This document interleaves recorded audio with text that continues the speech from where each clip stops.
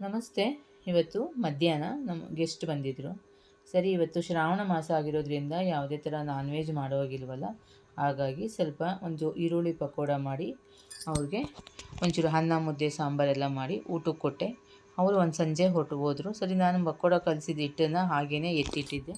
ಸುವಾಸು ಸಾಯಂಕಾಲ ಸ್ಕೂಲಿಂದ ಬಂದಮೇಲೆ ಸ್ವಲ್ಪ ಎಲ್ರಿಗೂ ಸಾಯಂಕಾಲ ಟೀ ಜೊತೆಗೆ ಇನ್ನು ಸ್ವಲ್ಪ ಪಕೋಡ ಹಾಕ್ಕೊಡೋಣ ಅಂತೇಳ್ಬಿಟ್ಟು ಮಧ್ಯಾಹ್ನ ಗೆಸ್ಟಿಗೆ ಮಾತ್ರ ಮಾಡಿಕೊಟ್ಟಿದ್ದೆ. ಸ್ವಲ್ಪನೇ ಒಂದು 2 ಸ್ಟೆಪ್ ಆಗುವಷ್ಟು ನಾನು ಹಾಗೆ ಹಿಟ್ಟನ್ನೇ ಇಟ್ಕೊಂಡಿದ್ದೆ.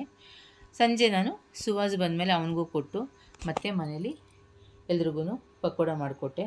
ಈಗ ಶ್ರಾವಣ ಇರೋದ್ರಿಂದ ನಾವು ಯಾವುದೇ ಥರದ್ದು ಏನು ನಾನ್ ವೆಜ್ ಮಾಡೋಂಗಿಲ್ಲ. ಅವರು ತಿನ್ನಲ್ಲ, ನಾವು ಮಾಡಬೇಡಿ ಅಂದರು. ನಾವು ತಿಂತೀವಿ, ನಾವು ಕಾರ್ತಿಕೆ ಮಾಸದಲ್ಲಿ ಮಾತ್ರ ತಿನ್ನಲ್ಲ. ಆದರೆ ಅವರು ನಮಗಿಲ್ಲ, ನಾವು ಶ್ರಾವಣದಲ್ಲಿ ತಿನ್ನಲ್ಲ ಅಂತ ಅಂದರು. ಸರಿ, ಇನ್ನೇನು ಮಾಡೋದು ಅಂತೇಳ್ಬಿಟ್ಟು ನಾನು ಈರುಳ್ಳಿ ಪಕೋಡ ಮಾಡಿದ್ದೆ.